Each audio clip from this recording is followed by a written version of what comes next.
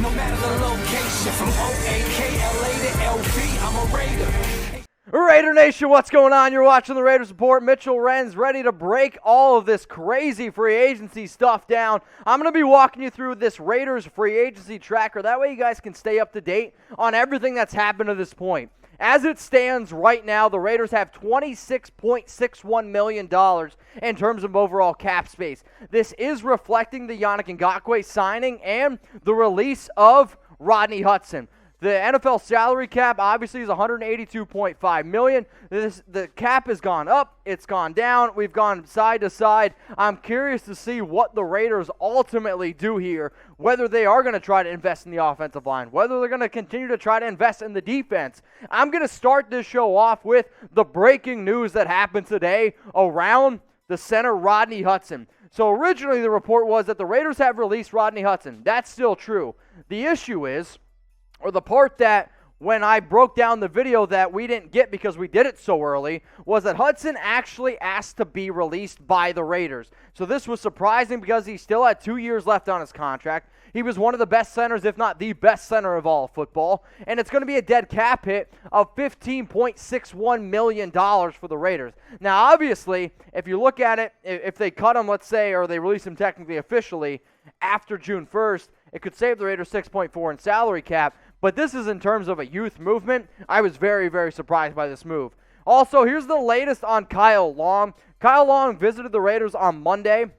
He was supposed to then leave for the Kansas City Chiefs and on a flight. He decided to stay in Las Vegas. When that happened, when that news came out, me and the rest of Raider Nation included was like, okay, Kyle Long's going to sign with the Raiders on Tuesday. So then he had a workout at 10 o'clock a.m. Pacific time. He worked out. From everything that I know, it went well. The Raiders are interested. However, Kyle Long is going to leave Las Vegas, and he is going to test the open free agent market. That doesn't mean that he's not going to sign with the Raiders. It just simply means he's just not going to sign with them right now, and if he wants to, he can go somewhere else. So the 32-year-old who retired last season, we'll see ultimately what he ends up doing. But if he does end up playing for the Raiders, it's going to be at right guard. I think if the Raiders don't bring back Denzel Good, you see them bring in a guy like Kyle Long. Let's now go to the news that really just broke all of Raider Nation last night. It was when the Raiders signed Yannick Ngakoue to a 2-year deal worth $26 million, with $22 million of that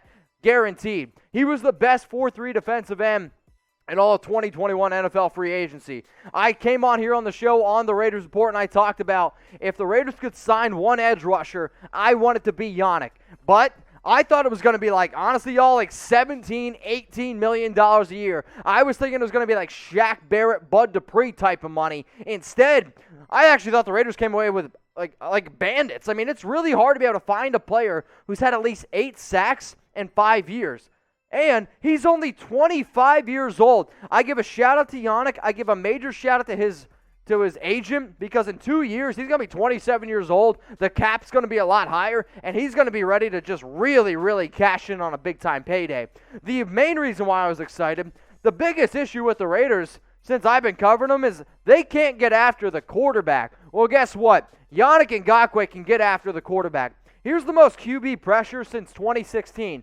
Aaron Donald's not a human. Maybe you shouldn't even look at his numbers. 346 pressures. And then it's Yannick with 254. More than Khalil Mack, 250. Von Miller, 239. Yes, he missed this season. And then Everson Griffin at 235. You want somebody that's young. You want somebody that knows the Gus Bradley system and that can get after the quarterback. I've seen some people bashing the Raiders for this move. If you hear anybody bashing this move, send them my way, because I'm going to just call them out right now. You're dumb to bash Yannick Ngakoue for the deal that he ended up getting with the Raiders. So how about this, y'all? I got a special offer. For the next 365 days, I'm going to be giving you guys free Raiders videos. I mean, I think that sounds pretty good. If you're looking for the latest news and rumors around the Raiders, we got you covered. If you want some breaking news like Rodney Hudson cut or the Raiders sign Yannick Ngakoue, we're going to be the first YouTube channel that's able to break everything down, plus give you graphics for it. So turn on your notifications. Subscribe to the Raiders Report. We just crossed 75,000 subs, and I want you guys to never miss a thing, because it's going to be one hell of a run.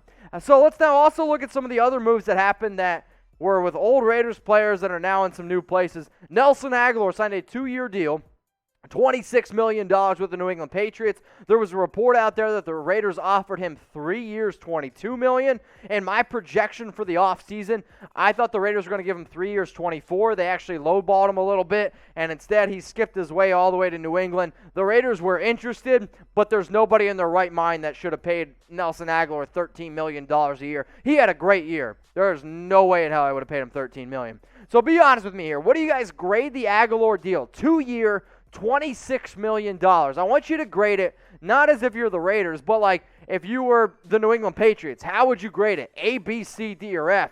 When I saw the deal, when I saw the figures, when I saw Yannick Ngakoue get basically the exact same deal, I mean, this is a big old D to me. I couldn't believe that he got this much money. I'm happy for Nelly. There's no doubt about that. But in terms of being an NFL GM, there's no way in hell I'm giving Nelson Agholor $13 million a year. The next player we're going to bring up here is Devante Booker, who was another player just like Agholor the Raiders thought that they could bring back. Instead, Devante Booker hits the open market, and the New York Giants, they spent big. 2 years, $6 million. He is going to be the new backup running back to Saquon Barkley. I get it. He had a great year with the Raiders. But 2 years, $6 million, that's another contract. I'd probably give it a D grading. So let's play a game here. What's your one-word reaction to Booker signing with the Giants? When you saw it, let me know how you felt. I'll say that I was thrown off. That's technically 2 words, but I had a few drinks. It's all good. So what's your one-word reaction to Booker signing with the Giants? Next player up here that signed a deal was Maliek Collins. He signed a 1-year, $6 million deal with the Houston Texans. Obviously, Houston's been looking to upgrade their defensive line. They've been looking to bolster this unit. I was shocked that Maliek got 1 year for $6 million. I get that he's young, only 25 years old. He was one of the worst, if not the worst, defensive tackle in all of football last year. But maybe Houston was like, okay, we got P.J. Hall. He actually had a pretty decent season with us. Maybe we could bring in a guy like Maliek Collins. But Houston, you got to have a major problem, and you've been bringing in a bunch of free agents, a bunch of like C-level free agents, and giving them like B-plus type of grades. B-plus, I guess, contracts. All right, the next player we're going to break down here is Takkarist Mckinley. He signed a 1-year, $4.25 million deal with the Cleveland Browns. This deal can get up to $6 million. The Raiders last season, they signed Tack, but the fact that they didn't bring him back, which means they get a 5th-round conditional pick. It's not going to be this year. It's going to be in 2022. So they don't bring back Tack. Tack goes to Cleveland. Cleveland continues to be pretty aggressive. Now let's look at some of the players that the Raiders did bring back, that they re-signed. David Irving, they re-signed him to a 1-year, $1.04 million deal. Dale Levitt, 1 year, $850K. Nathan Peterman, 1 year, $1.03 million. Trent Sykes, shout out to the long snapper, 3 years, $3 million. And then Kendall Vickers, 1 year, $780K. Now we're going to go through all of the Raiders 2021 free agents as I am recording this video on March 16th at 5:40 p.m. Central Time. Jonathan Hankins, Jason Witten, Nicholas Morrow, Eric Harris. In terms of an update on Morrow, apparently the Washington football team is very interested in him. We'll see if they go out and try to pull the trigger and sign him. Denzel Good, Nevin Lawson, Derek Carrier, and Zay Jones. I want the Raiders to figure out a way to bring back Denzel Good. Super versatile with all the holes that this team has on the offensive line. Need to be able to figure out a way. All right, let's go to this group here. We got Kyle Wilber, Raekwon McMillan, Sam Young, and Chris Smith. No disrespect to all these players. Kyle Wilber's a great captain, also better in special teams. I don't think they bring him back. The only player that I think the Raiders are actually going to bring back potentially is Raekwon McMillan, but he also needs to be, let's just face it, a lot better. The last group here, Theo Riddick, a solid pass-catching running back. Don't anticipate him coming back. Daryl Worley gets burnt more than toast. Vic Beasley just simply never worked out, but I would like for the Raiders to ultimately bring him back, potentially put him in a pass-only type of role. And then Nick O'Leary, he had to not play last year, dealt with some really scary, life-threatening things. Hopefully he's a lot healthier. We'll see if he ultimately comes back in 2021. So what are your thoughts here, y'all? Will the Raiders sign any of their free agents? So out of all the players that I just showed you, do you think that the Raiders sign any of these guys? I want you to go down in the comments section right now. I want you to type Y for yes, or I want you to type N for no. We got over 1,800 people watching this live show, and I appreciate everyone who's watching the Raiders Report right now. I got John Gruden in the comments, right? And I don't know if that's actually him, but if it is, John, What the hell are you doing, man? Will the Raiders sign any of their free agents? Y for yes, or I want you to type N for no. Now, today's show is presented by Panda Sups. If anybody's looking to get into better shape, the easiest way to do it is by taking some Panda Cuts. Why should you go ahead and do this? If anybody gets hungry late at night, maybe even after a few drinks, if you take one pill of this, it's going to curb your appetite. You're going to have loads of energy without the crash. It's also going to boost your metabolism. So go to chatsports.com/cuts. Promo code CUTS. It saves 35%. So originally, this bad boy is $60, okay? With our promo code, we're going to cut that down. It's only going to be $39. The man that owns Panda Sups is a die-hard Raider fan, and when they released Rodney Hudson, he was like, what the heck is going on? I support Raider Nation, I support Raider fans, and I support Panda Sups. If you guys are looking for unbelievable products, seriously, go check them out. It's chatsports.com/cuts. One more time, code here is CUTS. Now, we're going to be walking through the NFL free agency tracker, which is basically all the moves that ultimately happened. Kevin Zeitler was a player that I talked about on the show, potentially being a target for the Raiders. Shaq Barrett, that was the big-time signing. The next list over here, a lot of y'all are going to look at Jonnu Smith, but I really want you to look at Romeo Okwara, a player that I really actually thought the Raiders were going to go out and get. David Ngakoue was a defensive tackle from the Miami Dolphins. But out of the list of names here, the one that I brought up really consistently on the Raiders report was Jason Verrett, somebody who had a connection with Gus Bradley and was definitely a target for the Raiders. This next group here, Matt Judon. I mean, the New England Patriots, they've been super, super aggressive. The Raiders weren't interested in any of these players here, and I think they greatly overpaid for a player like Judon. All right, let's go to the next list.